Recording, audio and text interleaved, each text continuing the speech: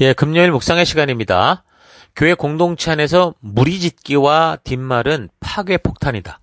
교회 공동체 안에서 무리 짓기와 뒷말은 파괴 폭탄이다. 이런 제목으로 이번 주간 또 마지막 묵상 나누겠습니다. 자, 어제까지 우리는 고린도 교회를 향한 편지들의 이 역사적인 순서를 맞추며 살펴보았습니다. 고린도 교회를 두 번째 방문했던 바울이 고린도 교회 문제들을 해결하지 못하고 오히려 더 관계가 악화돼서 에베소로 이제 와서 안타까운 마음에 이제 눈물로 진솔한 편지를 써서 보냈던 10장에서 13장의 편지가 간 후에 오히려 그런 편지가 더 관계를 악화시켜서 관계가 끊어질까 걱정하던 차에 이제 디도를 보냈다가 디도가 오지 않아서 이제 막 그 만나러 갔다고 그랬죠. 그래서 결국은 어쨌든 마케도니아 지역까지 가서 만나게 되므로 이제 바울이 마음의 위로를 받고 안심하면서 또한 이제 불편한 관계 가운데 어려웠을 이 고린도 교회 성도들에게 다시 또 이제 편지를 더 적어서 보낸 게 바로 고린도후서 1장에서 9장까지의 내용이다. 그리고 우리가 이제 그렇게 전체적인 흐름을 살폈습니다. 자, 고린도 교회 문제가 수습됐다는 사실을 듣고 쓰는 것이기 때문에 마음고생했던 성도들을 향해 보내는 이 편지의 내용은 위로와 격려의 내용이 많죠. 자, 그래서 이제 그 내용을 좀 살펴보면 1장 1절 하나님의 뜻으로 말미암아 그리스도 예수의 사도된 바울과 형제 디모데는 고린도에 있는 하나님의 교회와 또 온 아가야에 있는 모든 성도에게 하나님 우리 아버지와 주 예수 그리스도의 은혜로 주 예수 그리스도로부터 은혜와 평강이 있기를 원하노라. 찬송하리로다. 그는 우리 주 예수 그리스도의 하나님이시요 자비의 아버지시요 모든 위로의 하나님이시며 우리의 모든 환난 중에서 우리를 위로하사 우리로 하여금 하나님께 위로가 나오죠. 모든 위로의 하나님이시며 또 모든 환난 중에서 우리를 위로하사 우리로 하여금 하나님께 받는 위로로서 모든 환난 중에 있는 자들을 능히 위로하게 하시는 이시로다.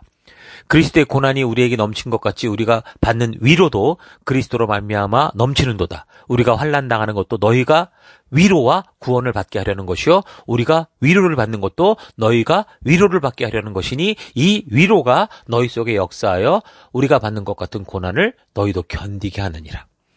계속 반복되는 말이 뭡니까? 위로하고 위로받고 위로하고 위로받고 그 위로가 계속 반복되면서 지금 10장에서 우리가 살폈던 그 분위기와는 아주 다른 것을 우리가 볼 수 있죠. 자, 그래서 이제 9장까지 이렇게 내용이 결국은 그런 거죠. 내가 지난번에 편지를 좀 격하게 써서 근심을 했었는데 편지를 보내고 내 마음이 참 힘들었다. 후회까지 할 정도였는데 이제는 후회하지 않는다. 다행히 너희가 지금 이제 바르게 교정이 됐고 바르게 잡혔고 그래서 내가 보낸 편지가 너희 마음을 어렵게 힘들게 할지 모르지만 사실은 이런 의도로 했다. 정말 우리는 예수가 그리스도라는 이 사실을 절대 떠나서는 안 되고 우리 주인의 영혼들을 섬기는 자가 돼야 된다. 이제 이런 얘기들을 이제 하게 된 거죠. 그런 얘기를 하게 된 게 이제 내가 디도에게 이걸 듣고 이제 이렇게 그랬었었다. 이제 그런 얘기를 하는 겁니다.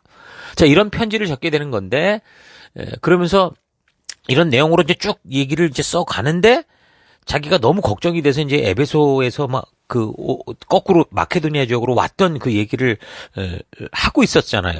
그래서 마침 드로아에 왔었을 때 참 거기 정말 너무 감사했다. 막 복음 전파의 기회가 확 열려 있었었다.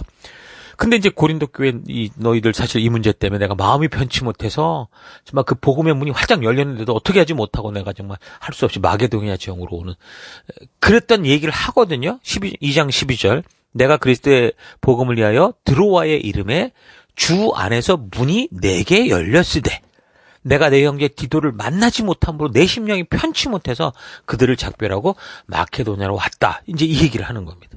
그러니까 지금까지 우리가 고린도를 향한 편지를 살피면서 이런저런 상황들을 얘기한 것은 제가 지금 이렇게 순서를 맞춘 거는 내가 내 마음대로 각색 갖고 붙이고 빼고 붙여서 만든 얘기가 아니라 지금 여기 그대로잖아요. 말씀에 나온 그대로 지금 제가 여러분에게 설명을 해온 겁니다. 자, 계속 봅시다. 그러니까 지금 2장 13절까지 격한 편지를 보내고 난 후에 그 일들을 쭉 하고 있었는데 2장 14절 항상 우리를 그리스도 안에서 이기게 하시고 우리로 말미암아 각처에서 그리스도를 아는 냄새를 나타내시는 하나님께 감사하노라. 우리는 구원받는 자들에게나 망하는 자들에게나 하나님 앞에서 그리스도의 향기니 하면서 뭔가 지금 드로아에서 마음이 조급해서 마케도니아까지 왔다는 얘기를 하는 중인데 지금 14절부터는 뭔가 와서 어떻게 했다는 그런 얘기가 아니라 마케도니아에 도착했던 얘기를 말하는 게 아니라 뭔가 다른 얘기로 전개가 되는 거예요. 다른 생각이 나서 그랬는지 어쨌든 다른 얘기가 흘러갑니다. 그러니까 내용의 전개가 이제 막 이야기를 막 풀어오던 것과는 다른 방향으로 좀 이렇게 꺾어진 것을 알 수 있습니다. 그래서 이 부분부터 이제 신학자들에 따라서 이게 또 다른 편지다 이렇게 막 얘기를 하거든요. 그러니까 자기가 과격한 편지를 쓴 후에 어땠었는지, 그래서 디도를 보내고 어떤 여정을 내가 지금 이렇게 왔다라는 자기 얘기를 하다가 잠깐 그 드로아에서 관련된 생각, 그 드로아에서 막 사람들이 마음이 열려서 막 복음 앞에 모이려는 그 생각이 나서 그랬는지 그쪽으로 얘기가 흘러간 거예요. 근데 반면에 이쪽에는 막 거짓 교사들이 막 했던 이런 것들이 충돌이 됐겠죠. 생각 속에서. 그래서 7장 5절을 이제 보면 7장 4절까지 이제 그런 식으로 이제 이 흘러간 얘기를 하는데 7장 5절로 다시 돌아옵니다. 7장 5절부터. 5절, 우리가 마케도니아에 이르렀을 때에도 우리 육체가 편하지 못하였고, 마케도니아에 왔던 얘기를 하죠. 사방으로 환난을 당하여 밖으로는 다투며 안으로는 두려움이었노라. 그러나 낙심한 자들을 위로하시는 하나님이 디도가 오므로 우리를 위로하셨다. 그러니까 처음에 위로하면서 아까 그 1장에서 시작했잖아요, 얘기가. 그러면서 이제 자기 행적이 내가 어떤 길을 따라왔다라고 막 말하던 2장 13절까지 여기 5절이, 7장 5절이 연결되는 걸 볼 수 있죠. 그래서 이제 그 2장 13절 이후부터 7장 4절까지 이게 다른 편지가 삽입됐다. 그런 식으로 이제 어떤 학자들이 얘기를 하기도 하는 겁니다. 그래서 그 삽입된 내용을 살펴보면, 삽입된 내용이 아니라 그 2장 13절부터 7장 4절 안에 그 무슨 내용을 했는지를 살펴보면, 그러니까 드로아에서 복음을 듣고자 했던 그 열정과 순수함이 있었던 사람들, 그 사람들을 얘기하다가 막 생각이 이제 교차가 된 거죠. 그 반대로 자기를 음해하던 거짓 교사, 할례당 같은 사람들이 이제 했던 일들과 이 교차가 되고, 또 갈라디아 지역에서도 비슷한 일이 있었잖아요. 그래서 거기에 편지도 적고 그랬었잖아요. 그랬던 터라 복음의 순수성에 대해서 또 얘기를 합니다. 이 복음이 예수로 말미암은 것과 복음으로 말미암아 하나님과 화해됐고 하나님의 자녀가 된, 그래서 우리가 어떤 삶을 살아야 되는지 이거를 다시 새삼 되새기며 또 얘기를 하는 거예요. 그러면서 이제 자신이 그래서 어떤 사역을 해왔는지 변증을 하고, 내가 사역하는 이 사역의 근거는 새 언약에 근거한 거다. 그 언약을 깨닫게 계신 그리스도, 그리고 그 일을 위해 받았던 고난, 그럼에도 불구하고 이 사명을 놓을 수 없는 이 사역의 이 동기, 이유, 이 사명의 길을 걸은 후 이루어지는 부활의 확신, 그 미래에 대한 심판, 이런 얘기를 그래서 쭉 하게 되는 게 그게 이제 2장 13절에서 7장 3절까지 내용입니다. 자, 우리도 그 어떤 얘기를 하다가 어떤 게 갑자기 딱 떠오르면은 삼천포로 빠진다고 하는데, 삼천포가 아니라 어떤 걸 강조하기 위해서 그 부분에 멈추어 서서 거기에 대한 얘기를 많이 이렇게 하는 경우가 있잖아요. 그렇게 보면 됩니다. 그렇게 해서 그렇게 얘기를 이제 전개해 나가는 게 그 2장 13절에서 어디까지 하면 6장 13절까지입니다.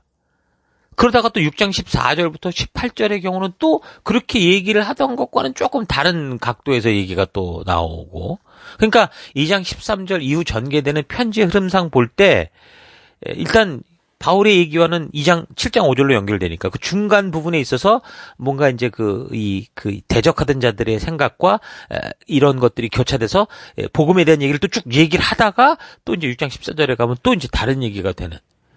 그래서 이제 고린도후서의 경우 성경학자들이 이게 6편의 편지가 종합된 것 같다 이렇게 말하는 경우도 있습니다. 자, 그러니까 이제 고린도후서를 읽을 때 뭐 어쨌든 우리는 지금 저희가 정리해 온 것처럼 이 순서를 따라 읽어가면 이제 전체적인 것을 이해하는데 충분히 여러분이 도움이 될 수 있습니다. 그래서 이렇게 정리가 되면, 그리고 읽고 이걸 확실히 알면 이제 뭐 여기서 성경학자들이나 또 다른 분들이 설교하는 다른 묵상들에 대해서도 우리가 바르게 받아들일 수 있고 분별할 수 있고 큰 흐름을 잊지 않고 살펴갈 수 있게 될 겁니다. 자, 그래서 다시 본론으로 가면 2장 13절에서 마케도니아로 건너갔던 상황이 연결돼서 7장 5절로 연결될 얘기를 하면서 정말 마음이 조급하고 안타까웠는데 디도를 만나서 위로가 됐다. 이제 그 얘기로 이제 넘어갑니다. 그래서 고린도후서 1장에서 뭐 위로하고 위로받고 위로 이런 얘기를 하던 것과 그런 흐름이 맞아요. 7장 7절. 그가 온 것뿐 아니요. 그러니까 디도를 말하는 거죠. 오직 그가 너희에게서 받은 그 위로로 위로하고 계속 나오죠. 너의 사모함과 애통함과 나를 위하여 열심히 있는 것을 우리에게 보고함으로 나를 더욱 기쁘게 하느니라. 그래서 이제 근심을 후회하지 않는다. 그렇게 얘기를 하죠. 그래서 안심이 되니까 그래서 이제 그 7장까지 그렇게 얘기를 하고, 8장, 9장에는 뭐 얘기를 하는 거예요? 구제헌금 얘기를 하는 겁니다.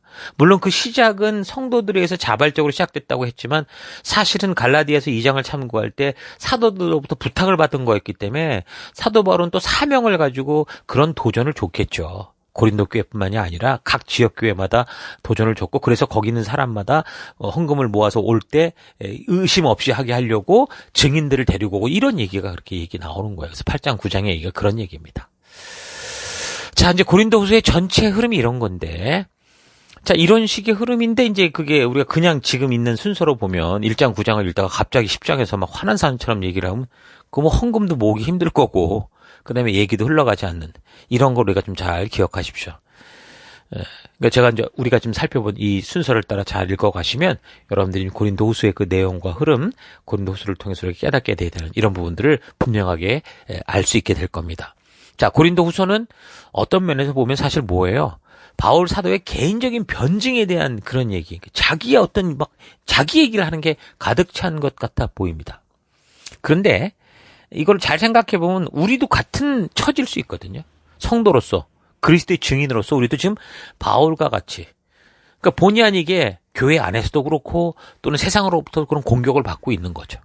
그래서 그런 우리 똑같은 입장에서 우리가 이 사도 바울의 이 개인적인 변증이 있는 것 같은 고린도 후서를 보면서 우리도 이런 우리의 사역 현장에서 어떤 것에 근거해서 어떤 정체성을 가지고 어떤 마음과 어떤 태도를 가지고 사역에 임해가야 되는가, 어떻게 살아가야 되는가, 우리 삶의 현장에서 나는 어떤 자세를 가지고 일을 해가야 되는가라는 것을 알 수 있게 되는 거죠. 많은 사람들이 하나님께서 부르신 생명을 낳는 생명을 세우는 그런 당연히 우리가 이제 하나님 안에서 맡아야 될 이 증인된 사명으로 부름을 받을 때, 리더의 자리로 부름을 받을 때 제가 누구간데 뭐 사람을 이끄는 리더가 될 수 있겠습니까? 뭐 저는 뭘 전해야 되는지도 잘 모르고 아직 성경도 잘 몰라서 그래서 막 어려워하고 힘들어하는 그런 경우가 있거든요. 근데 이제 이 고린도후서를 잘 봐야 돼요. 그래서 이 내용을 통해서 우리가 지금 누구로부터 부름을 받아서 어떤 사명에 있고 어떤 마음과 자세로 순종하며 섬겨야 되는가 온전히 우리가 깨달을 수 있어야 됩니다. 순종의 자리에 가야 비로소 바른 하나님의 뜻을 깨달을 수 있기 때문에 그래요. 자, 우리는 그래서 기억해야 되는 게 모두 뭐 목사나 리더와 같은 사람이 아니라 하나님께 부름받은 자다라는 사실 잊지 마십시오. 목사든 리더든 성도든 누구든 우리는 다 부름받은 자들이에요. 그래서 여러분 각자에게 주어진 셀 속에서 그 영적인 가정, 하나님이 부탁한 그 교회, 여러분의 교회를 책임지는 거룩한 사명자요, 증인으로서의 삶을 살아갈 수 있어야 됩니다. 자, 그러니까 고린도후서는 성도된 하나님의 자녀들이 우리가 살아가는 삶의 더 곳곳에서 어떤 마음 자세로 어떻게 사명을 감당해 가야 하는지를 아주 바르게 보여주는 말씀인 거죠. 그래서 고린도에서 발생한 문제를 해결하기 위해 강하게 적었던 13장 마지막 부분에서 언급하듯이 또한 고린도 전서에도 이미 이 고린도로 보내는 편지의 목적을 1장 10절에서 얘기했다 그랬습니다. 가장 중요한 핵심. 뭡니까? 교회와 성도는 같은 마음과 같은 뜻으로 온전히 사명에 집중하는 삶을 살아가는 거죠.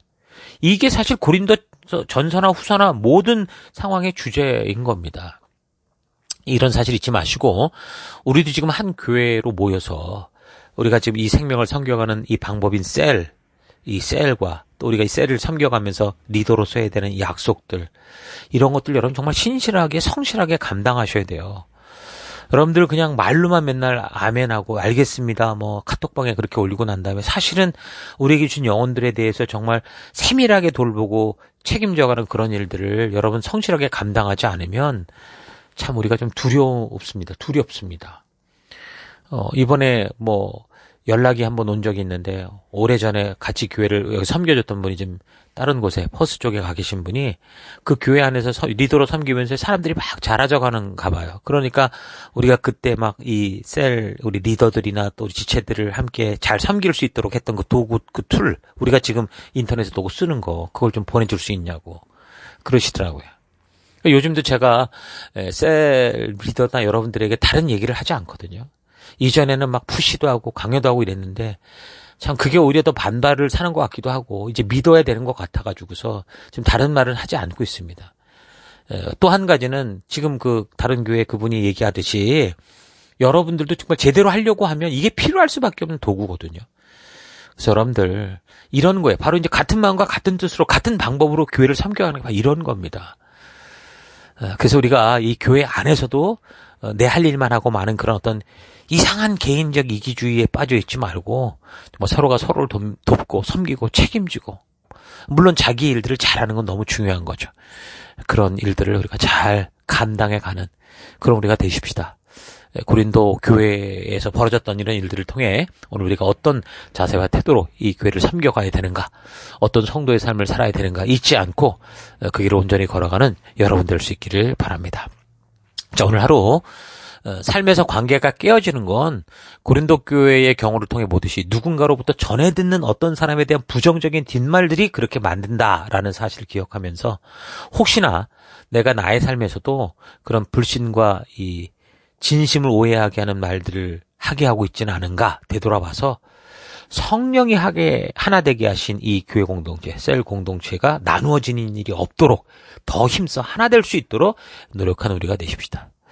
참 인간은 이중적인 존재입니다. 혼자 있으면 외로워서 누군가를 찾고 또 누군가와 계속 있으면 또 답답함을 느끼고 혼자 있고 싶어지는 그런 식으로 인간은 이중적이고 모순된 욕구를 가지고 있는 경우가 많죠.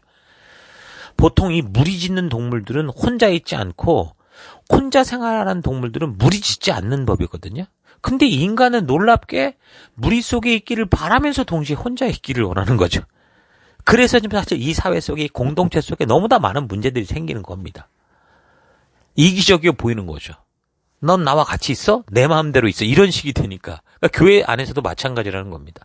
하나님이 창조하신 인간이기에 함께 모여야 안정된다라는 걸 아는데, 그런데 함께 모이면 이상하게 이제 시기하고 질투하고 또 교육 잘 받지 않으려고 하고 함께 있는 게 또 불편하다고 그러고 또 우리가 함께 힘써야 될 때 자꾸 이렇게 뒷짐지게 되고 참 인간이 이런 존재라는 거 어떤 존재인지 우리가 좀 바르게 좀 직면하고 솔직하게 우리가 우리의 이 모습을 하나 옆에 고백해야 됩니다.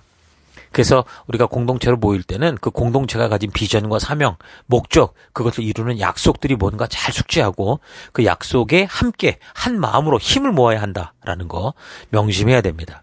정말 잘못된 목적으로 모인 공동체가 아니라면 대부분 함께 순수한 목적으로 하나님께서 주신 거룩한 사명을 힘써 일구려고 모였을 겁니다. 우리 교회의 경우도 이런 목적과 이 주신 사명이 어떻게 우리가 부름을 받았는지에 대해서 말해주는 교회 소개반까지 운영을 하고 있고요. 더불어 가족이 되겠다고 선택하신 그 분들과 우리 교회가 그 사명을 구체적으로 어떤 설계도를 가지고 행하는가 하는 교회와 성도로서의 책임과 혜택, 역할들을 설명하고 있습니다.